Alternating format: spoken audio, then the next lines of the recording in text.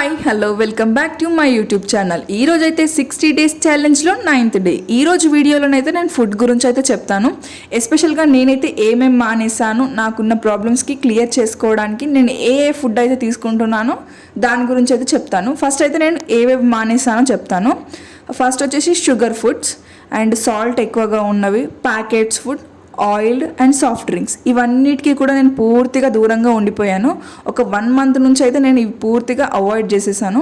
నాకైతే చాలా క్లియర్గా కనిపిస్తున్నాయి రిజల్ట్. ఎప్పుడు కూడా నా యాక్ని మొత్తం నా ఫేస్ అంతా ఉండి నాకు అసలు చూడడానికి అంత బాగుండేది కాదు, కానీ ఈ మధ్య మాత్రం నా ఫేస్ అనేది క్లియర్ అయిపోయింది.